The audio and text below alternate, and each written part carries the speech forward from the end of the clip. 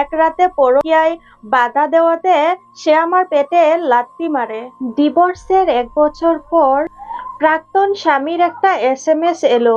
তারপর আমার এলোমেলো হয়ে যাওয়া জীবনটা আরো এলোমেলো হয়ে গেল। তার ছোট্ট একটা এসএমএস আমাকে এত আঘাত করবে আমি ভাবতেও পারিনি। রাত 3টায় সে এসএমএস করলো, তোমাকে ছেড়ে আমি আমার জীবনে সব থেকে বড় ভুল করেছি, পারলে আমাকে ক্ষমা করে দিও। তার 5 মিনিট পর আরেকটা এসএমএস এলো।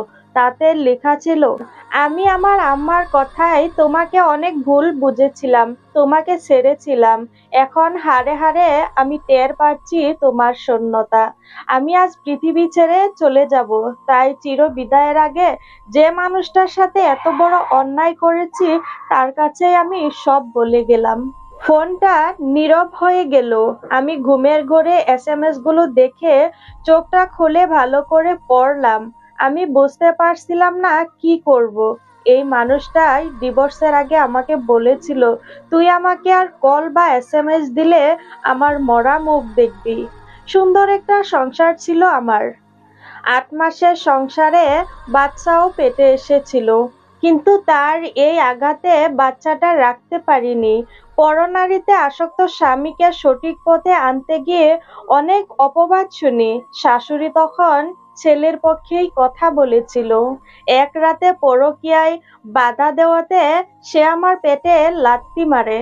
2 মাসের বাচ্চাটাও নষ্ট হয়ে যায় তখন। ব্যথায় 3 দিন ছটফট করার পরে আমাকে হসপিটালে নিয়ে যায়। আমি বুঝে গিয়েছিলাম এই সংসার আর হবে না, আমি চলে আসি বাপের বাড়ি। তারপরেও অনেকভাবে খুশি করে তার কাছে আমি ফিরতে চাই, কিন্তু সে এত বেশি ওই নারীর সঙ্গে মিশে গিয়েছিল যে আমাকে সে আর সহ্যই করতে পারছিল না। অনেক কান্নাকাটি করেছি, কিন্তু আমি কোনো মন পাইনি, পেয়েছি শুধু ডিভোর্স লেটার। তারপর সে ওই মেয়েকে বিয়ে করে। মেনেই নিলাম আমি সুখ দিতে পারিনি, তো তাই সে আমার কাছ থেকে চলে গিয়েছে। তাহলে এতদিন পর এরকম মেসেজ কেন? সাথে সাথে তার নাম্বারে কল দিলাম, টানা কল হচ্ছিল কিন্তু রিসিভ আর হয়নি। বুকের ভেতরটা কেঁপে উঠল। কি হলো তার? সে তো এত সহজে ভেঙে পড়ার মতো পুরুষ না, তাহলে কেন এই এসএমএস? ছটফট করতে করতে রাত 3টার দিকে শাশুড়ির নাম্বারে আমি কল দিই। এই মহিলার জন্যই আজ আমার ঘর সংসার নেই, তবুও কল দিয়ে যাচ্ছিলাম। দ্বিতীয়বার রিং হওয়ার পর সেই কর্কশে গলাটা অনেকদিন পর আবার শুনলাম। কল ধরেই বলে উঠল, তুমি কি মনে করে এতদিন পর কল দিলা? কোন মতলবে? আমি বললাম, আপনার ছেলে কোথায়? উনি বলল, কেন এখনো কি পিছু ছাড়োনি আমার ছেলের? আমার ছেলে ভালো আছে তার বউ নিয়ে।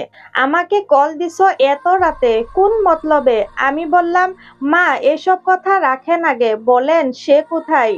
শাশুড়ি বলল, সে তার রুমে ঘুমাচ্ছে। আমি বললাম, তাড়াতাড়ি আপনি তার রুমে যান, কোনো অঘটন ঘটার আগে আপনি তার রুমে গিয়ে দেখেন, আর আমি লাইনে আছি।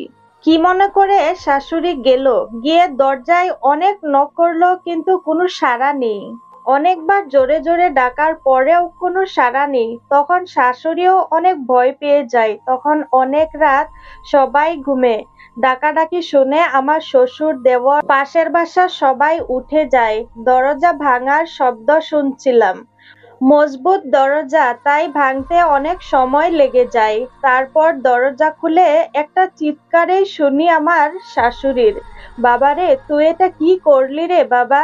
তারপর আমার বুঝতে আর বাকি রইল না, সে আর নেই। সকালের আলো ফোটার আগেই তার বাড়ি গেলাম। বাড়ি ভর্তি লোক, পুলিশও এসে পড়েছে।